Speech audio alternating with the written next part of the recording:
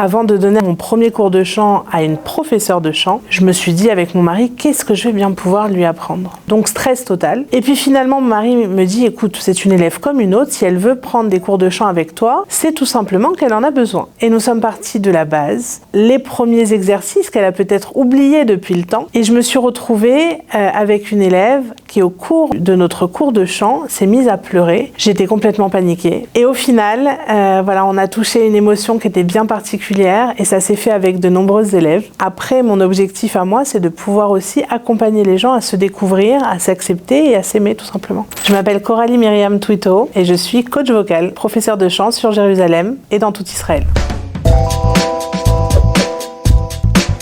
J'ai toujours chanté toute ma vie. Dès l'âge de 8-9 ans, on m'a proposé, après des cours de chant en école primaire, de rentrer au conservatoire. Donc j'ai commencé en fait tout simplement des cours de chant jusqu'à mes 26 ans. Et puis je chante tout le temps. D'ailleurs, ma mère me dit même, si on ne l'entend pas, c'est qu'il y a un problème. Ça fait partie de moi, donc j'avais besoin tout simplement de pouvoir transmettre cette passion.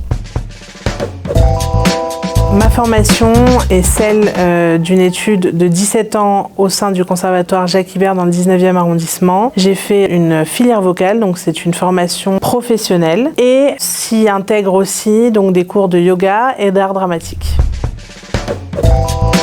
Les cours de chant se déroulent et se décomposent en 4 parties. La première partie est un éveil du corps. C'est très important pour moi que l'élève puisse comprendre que la voix fait partie effectivement de la partie au niveau du visage, mais est aussi connectée à son corps. On est sur l'éveil complet du corps. La seconde partie concerne donc la respiration, qui est très importante. Et puis, on a les vocalises qui nous permettent de nous dépasser et on finit par quelque chose de très intéressant, c'est que je n'impose pas du tout à mes élèves la chanson ou le type musical. Je veux qu'elles choisissent tout simplement la chanson qui leur plaît, la chanson qui les touche, pour pouvoir rentrer dans leur univers et dans leur monde.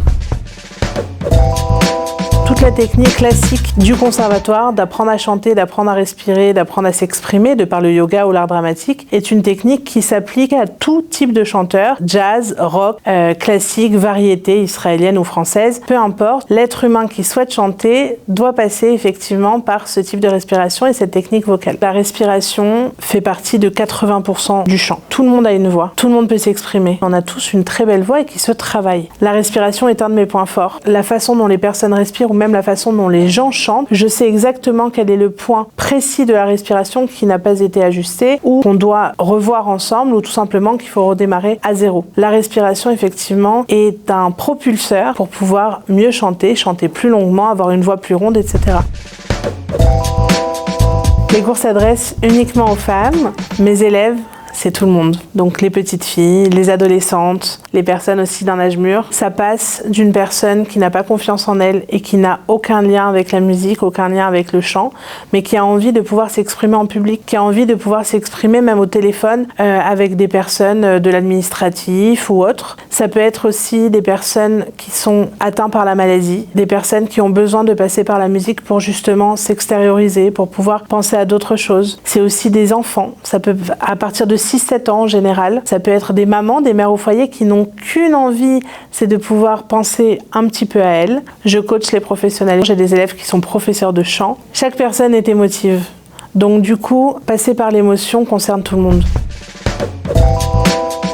Alors on peut tout à fait améliorer ses capacités vocales d'une personne qui chante faux, d'une personne qui bégaye, d'une personne qui a une voix extraordinaire. On peut d'une part asseoir sa voix, ce que j'appelle asseoir sa voix, c'est vraiment ce point d'ancrage d'accepter sa voix et de s'accepter dans un premier temps et bien évidemment d'évoluer, de pouvoir monter en tessiture, de passer beaucoup plus dans les aigus alors que c'était difficilement atteignable ou dans les graves.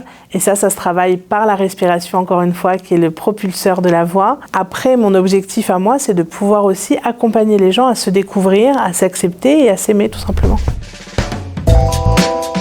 Je donne mes cours sur Jérusalem. Je peux donner des cours à domicile chez moi sur Aroma ou bien me déplacer chez les personnes, donc sans problème à Jérusalem. Je donne aussi des cours en dehors de Jérusalem. Ça peut être même le nord ou le sud d'Israël et bien évidemment le Merkaz, Tel Aviv, Ashdod, Rishon, Ramat Gan et autres.